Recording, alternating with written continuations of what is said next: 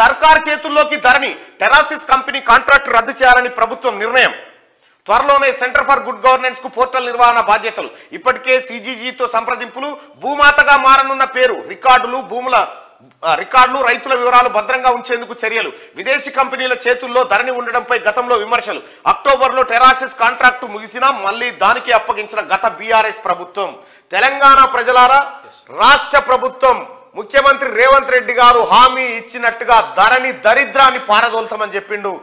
ఇప్పుడు మన భూమి కాయిదాలన్నీ టెరాసిస్ అనే సింగపూర్ కంపెనీకి ఇచ్చిండు కేటీ రామారావు. ఆ కంపెనీకి ఇచ్చేవాడు ఏడ దాచిండో ఏడ ఒడగొట్టిండో అవి ఉన్నాయా, ఇక్కడ మొత్తం మాయాజాలం చేసిండు. విషయం ఏంటంటే తెలంగాణ ప్రజలారా, అసలు విషయం ఏంటంటే కేసీఆర్ భూములు కొల్లగొట్టడానికి ఆడినటువంటి ఆటనే ధరణి. ధరణి దరిద్రం అని చెప్పి నేను మూడుజింతలపల్లి ఆడ కేసీఆర్ సభ పెట్టిన రోజే చెప్పిన ఓ దరిద్రాన్ని తీసుకొస్తా ఉన్నాడు, భూ రికార్డులు మాయం చేస్తా ఉన్నాడు.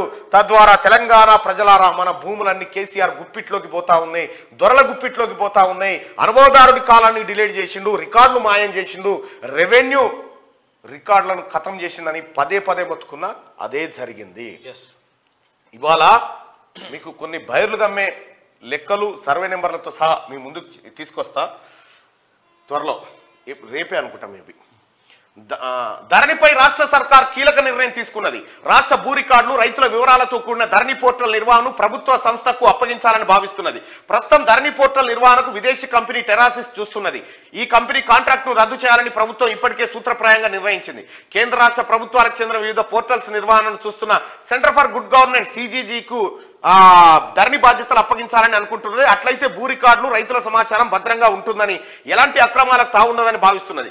ఈ విషయమై సిజీజీతో ప్రభుత్వం ఇప్పటికే సంప్రదింపులు కూడా జరిపింది. దీనిపై త్వరలోనే ప్రకటన వెలువడుతుందని సెక్రటేరియట్లోని ఉన్నతాధికారి ఒకరు తెలిపారు. కాగా విదేశీ కంపెనీకి ధరణి పోర్టల్ నిర్వహణ బాధ్యతలు అప్పగించడంపై గతంలో విమర్శలు వచ్చాయి. ఈ ఏడాది అక్టోబర్ 28వ తేదీతో టెరాసిస్ కంపెనీ కాంట్రాక్ట్ ముగిసినా మళ్ళీ అదే కంపెనీకి గత బీఆర్ఎస్ ప్రభుత్వం కొనసాగించింది. ఇప్పుడు కాంగ్రెస్ ప్రభుత్వం ధరణి పోర్టల్ నిర్వహణకు సర్కార్ సంస్థకు అప్పగించడంతో పాటు భూ సమస్యల పరిష్కారానికి చర్యలు తీసుకుంటున్నది. పోర్టల్ పేరును కూడా భూమాతగా మార్చాలని భావిస్తా ఉన్నది. ఇక ధరణి దరిద్రం పోతుంది. భూమాత పేరుతో పోర్టల్ మారబోతా ఉంది. దాంట్లో కూడా ప్రజలారా, మీ భూములు, మీ భూమి కాయిదాలు, మీ భూమికి సంబంధించిన హక్కులన్నీ మళ్ళా ప్రభుత్వం దగ్గరకు వస్తున్నాయి. కేసీఆర్ ఏమో సింగపూర్లో పెట్టిండు, కేటీఆర్ బినామీ కంపెనీకి అప్పచెప్పి ఎవరి భూములు ఎటుపోయినాయో ఎంత ఆగమైపోయిందో మీ అందరికి తెలిసిందే ఆ పెంట. ఇప్పుడు భూమాత పేరుతోటి మళ్ళీ ఆ రికార్డులన్నీ వాపస్ తెప్పిస్తా ఉన్నాడు ముఖ్యమంత్రి రేవంత్ రెడ్డి గారు. గతంలో ఇప్పుడు అసలు యాక్చువల్గా కలెక్టర్లకు యాక్సెస్ లేదు, ఆర్టీఓలోకి లేదు, తర్వాత తహసీల్దార్లకు ఎవరికి యాక్సెస్ లేదు. కనీసం వాళ్ళు అంటే ఇది సరి చేద్దామంటే కూడా సరి చేయలేని పరిస్థితి. ఇప్పుడు మన భూమి ఎక్కువ వచ్చిందని వస్తే కూడా చేయలేని పరిస్థితి. అది దరిద్రం. ముందు దివాలా కంపెనీకి, తర్వాత విదేశీ సంస్థకు. భూ రికార్డుల ప్రక్షాళన సమయంలోనే integrated land records management system కు సాఫ్ట్వేర్ డిజైన్ డెవలప్మెంట్ ఇంప్లిమెంటేషన్ కోసం 2018 జనవరి 8న అప్పటి బీఆర్ఎస్ ప్రభుత్వం వివిధ కంపెనీల నుంచి రిక్వెస్ట్ ఫర్ ప్రపోజల్ ను ఆహ్వానించింది.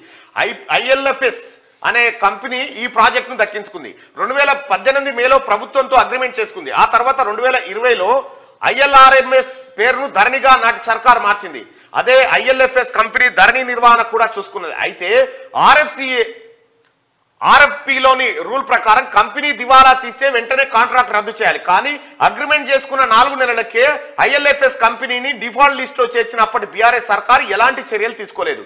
తీవ్ర నష్టాల్లో ఉన్న ఐఎల్ఎఫ్ఎస్ కంపెనీ మెజార్టీ వాటాను 2021 నవంబర్లో సింగపూర్ కు చెందిన ఫాల్కన్ ఎన్జీ కంపెనీకి 1275 కోట్లకు అమ్ముకుంది. దీంతో ధరణి విదేశీ కంపెనీ చేతుల్లోకి వెళ్ళింది. ఫాల్కన్ ఎన్జీ కంపెనీ దాని పేరును టెరాసిస్ టెక్నాలజీస్ లిమిటెడ్ గా మార్చింది.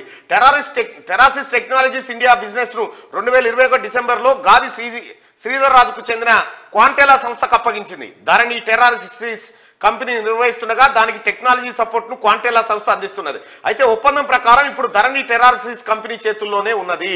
అయితే విషయం ఏంటంటే మొత్తానికి ఈ కంపెనీని తింపి కేటీ రామారావు బినామీల చేతిలోకి తీసుకొచ్చారు అన్నట్టు. ఇదే దొంగలు చేసిందంతా గిదే. వీళ్ళు పరిపాలన ఇవాళ స్వేదం చెప్తే ఈ టెర్రరిస్ట్ కంపెనీకి నీకేం సంబంధం, క్వాంటెలా కంపెనీకి నీకేం సంబంధం ఉంది చెప్పు. ఇది లెక్కలది. కేటీ రామారావు బినామీలు వెళ్తారు దీంట్లో.